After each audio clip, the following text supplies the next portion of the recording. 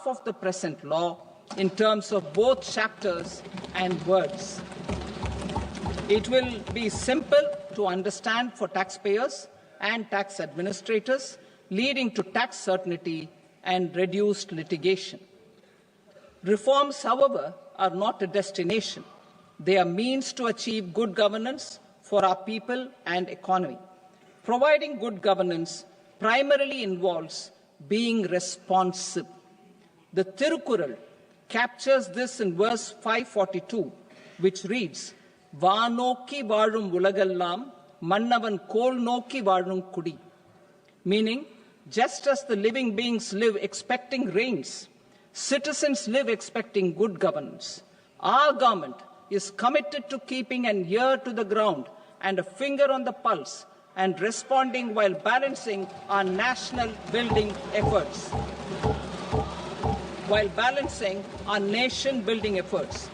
The following measures will detail just how our government will, under the guidance of PM Modi, has taken steps to understand and address. I repeat that sentence, sir. The following measures will detail just how our government, under the guidance of PM Modi, has taken steps to understand and address the needs voiced by our citizens. My tax proposals are guided by this spirit. The objectives of my proposals are as follows. Personal income tax reforms with special focus on middle class. Rationalization of TDS and TCS for easing difficulties. Encouraging voluntary compliance. Reducing compliance burden. Ease of doing business. Employment and investment. I will come to my proposal on personal income tax towards the end. TDS and TCS, rationalization for easing difficulties. I propose to rationalize tax deduction at source, TDS, by reducing the number of rates and thresholds above which TDS is deducted. Further, threshold amounts for tax deduction will be increased for better clarity and uniformity. The limit for tax deduction on interest for senior citizens is being doubled from the present 50,000 rupees to 1 lakh rupees. Similarly, the annual limit of 2.40 lakh rupees for TDS on rent is being increased to 6 lakh rupees. This will reduce the number of transactions liable to TDS, thus benefiting small taxpayers receiving small payments. The threshold to collect tax at source, the TCS, on remittances under RBI's liberalized remittance scheme, the LRS, is proposed to be increased from 7 lakh to 10 lakhs. I also propose to remove TCS on remittances for education purposes, where such remittances is out of a loan taken from a specified financial institution. Both TDS and TCS are being applied on any transaction related to sale of goods. To prevent such compliance difficulties, I propose to omit the TCS. I also propose that the provisions of the higher TDS deduction will now apply only in non-PAN cases. In July 2024, the delay for payment of TDS up to the due date of filing statement was decriminalized.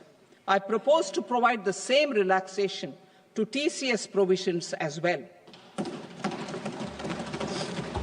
The government under the leadership of Prime Minister Modi believes in Sabka Saath, Sabka Vikas, Sabka Vishwas and Sabka Prayas.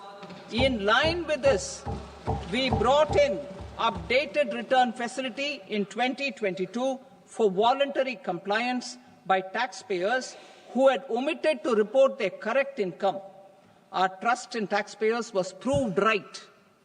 Nearly 90 lakh taxpayers voluntarily updated their incomes by paying additional tax. Taking this trust further, I now propose to extend the time limit to file updated returns for any assessment year from the current limit of 2 years to 4 years. I propose to reduce the compliance burden for small charitable trusts and institutions by increasing their period of registration from 5 years to 10 years. It is also proposed that disproportionate consequences do not arise for minor defaults such as incomplete applications filed by charitable entities. Presently, taxpayers can claim the annual value of self-occupied properties as nil only on the fulfillment of certain conditions. Considering the difficulties faced by taxpayers, it is proposed to allow the benefit of 2 such self-occupied properties without any condition. To streamline the process of transfer pricing and to provide an alternative to yearly examination, I propose to introduce a scheme for determining arm's length price of international transaction for a block period of 3 years. This will be in line with global best practices. With a view to reduce litigation and provide certainty in international taxation, the scope of safe harbor rules is being expanded. A number of senior and very senior citizens have very old national savings schemes accounts. As interest is no longer payable on such accounts, I propose to exempt withdrawals made from NSS by individuals on or after 29th August 2024. I am also proposing to allow similar treatment to NPS Vatsalya accounts as is available to normal NPS accounts subject to overall limits. In my speech in July 2024, I had promised that all processes, including giving effect to appellate orders, shall be digitalized and made paperless over the next 2 years. So I'm happy to announce that digitalization is being made operational now. In July 2024, we brought in the Vivad Se Vishwas scheme to resolve income tax disputes pending in appeal. The scheme has received a great response.